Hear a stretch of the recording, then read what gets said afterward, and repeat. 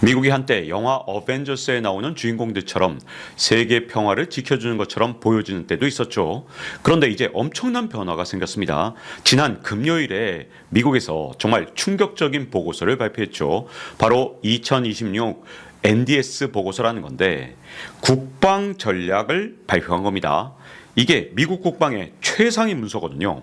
그런데 이 문서를 한마디로 요약하자면 이제 어벤져스를 부르려면 돈 내고 불러야 됩니다. 그래서 안보가 유료 서비스로 전환이 됐거든요.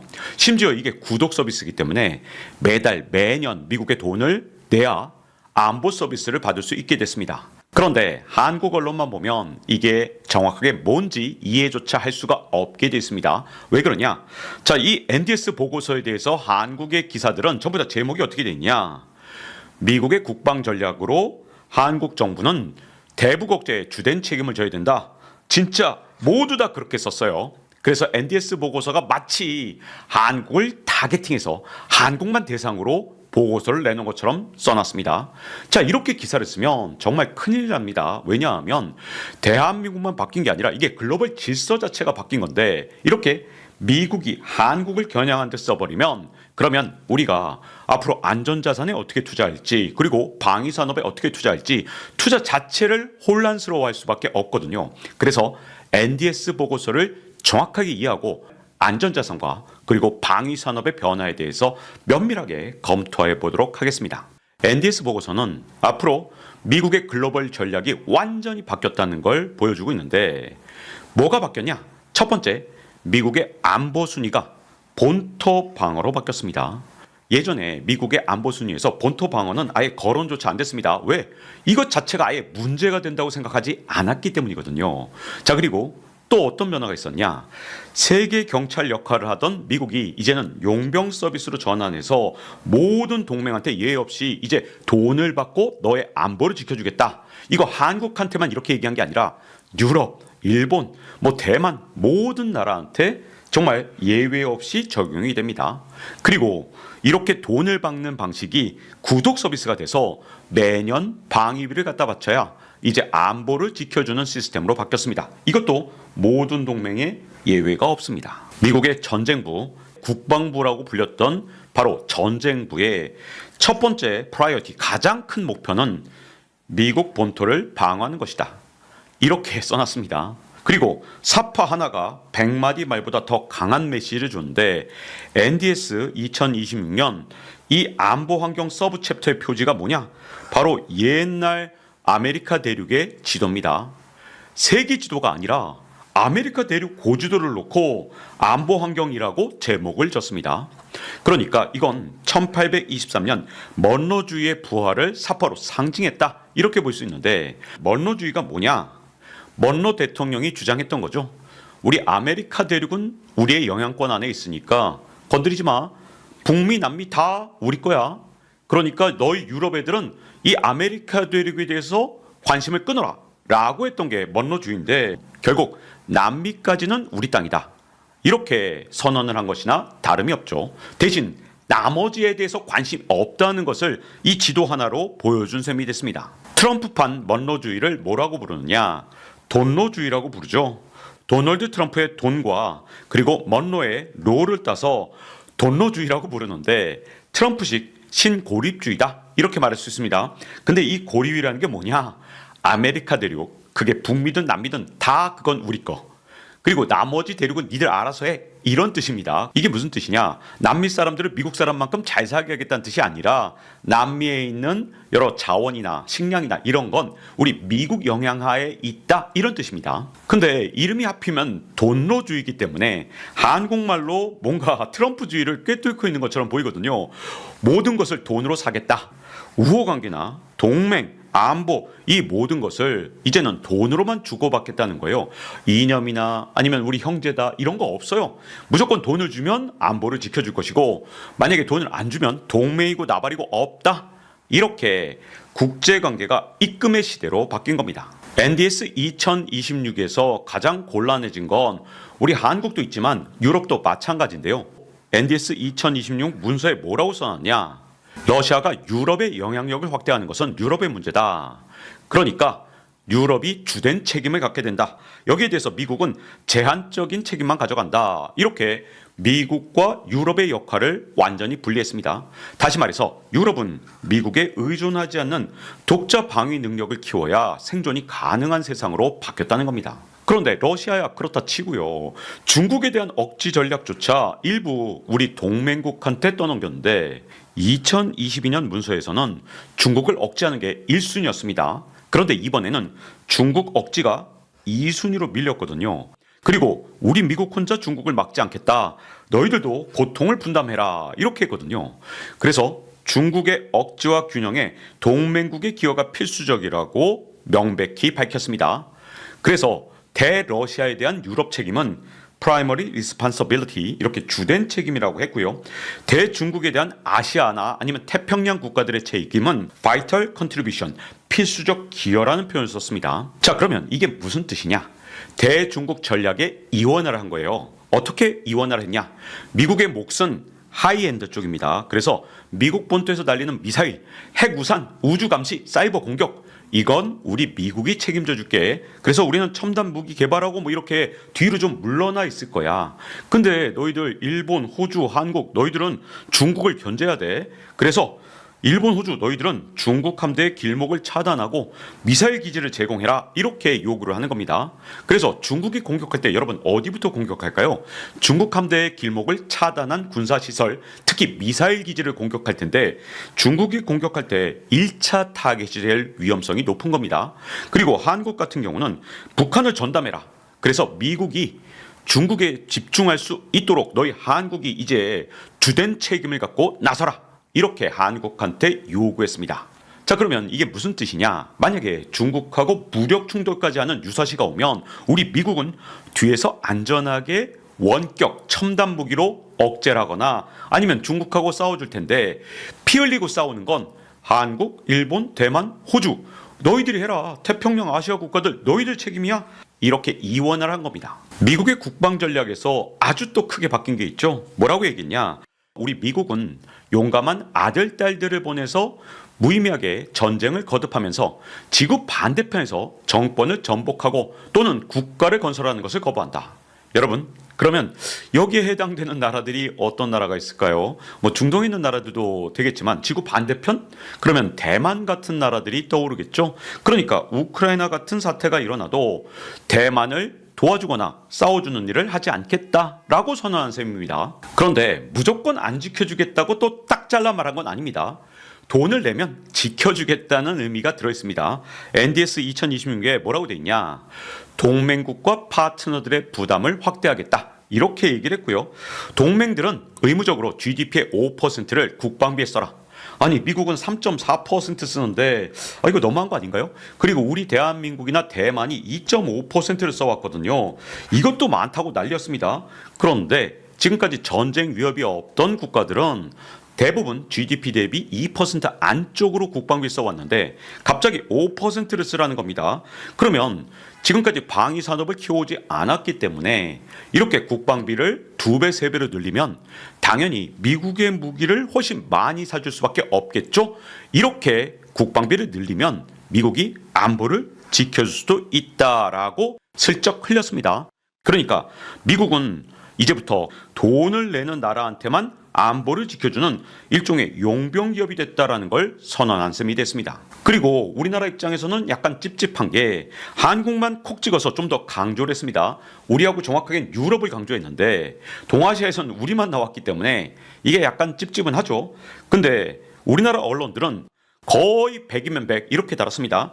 미 국방전략보고서 한국 정부 대북 억제 주된 책임을 져야 이렇게 제목을 다니까 마치 한국을 겨냥해서 NDS 2026 문서가 작성된 것처럼 우리가 착각을 할 수 있는데요.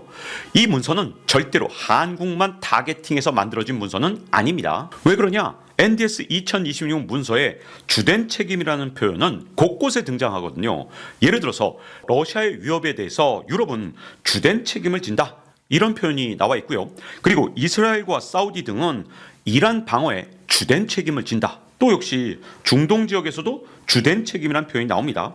그리고 아예 통틀어서 다른 지역의 동맹국들도 자국 방어에 주된 책임을 진다. 이렇게 광범위하게 설정을 해놨습니다. 그래서 주된 책임이라는 표현은 한국말 콕 찍은 부분이 절대 아니고요. 한국말 콕 찍은 부분은 어떻게 시작되느냐? 일단 미국이 한국을 추켜 세웠습니다. 뭐라고 추켜 세웠냐?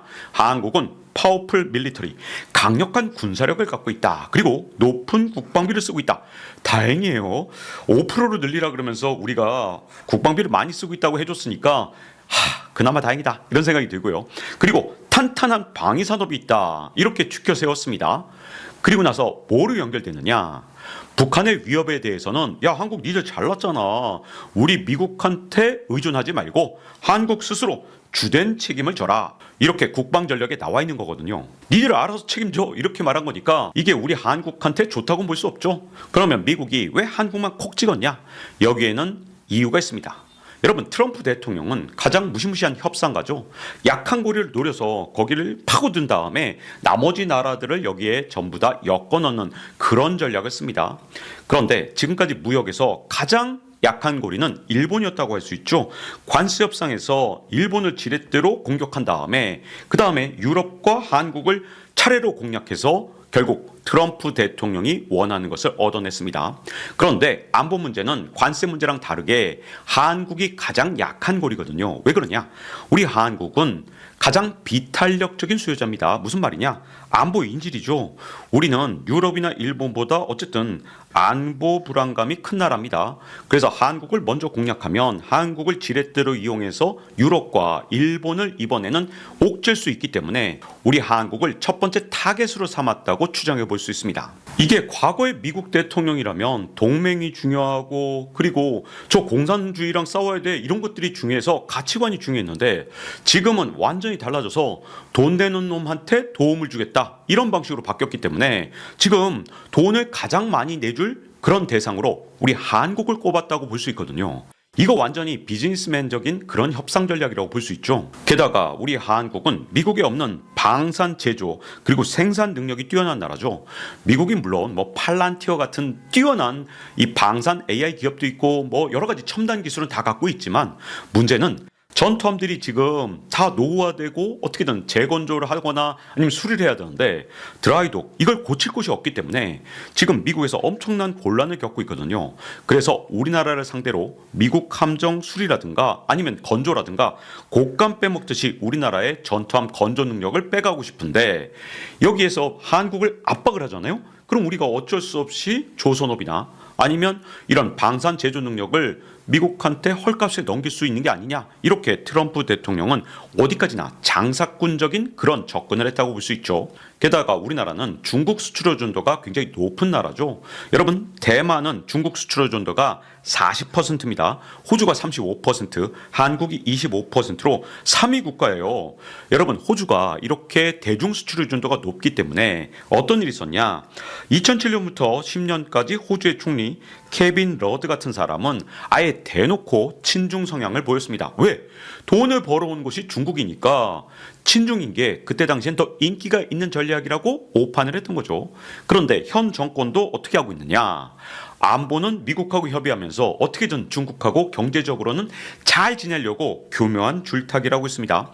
이 모든 일들이 무역 의존도 때문에 일어나는 일이거든요. 그래서 우리가 수출 의존도가 높다고 혹시라도 중국한테 기우는 것을 막기 위해서 미리 견제구를 던진 것이다. 이렇게도 볼 수가 있겠죠. 그래서 여기까지 보면 한국을 거론한 게 우리한테 굉장히 불리한 일처럼 보이기만 하는데 근데 여러분 트럼프는 비즈니스맨입니다.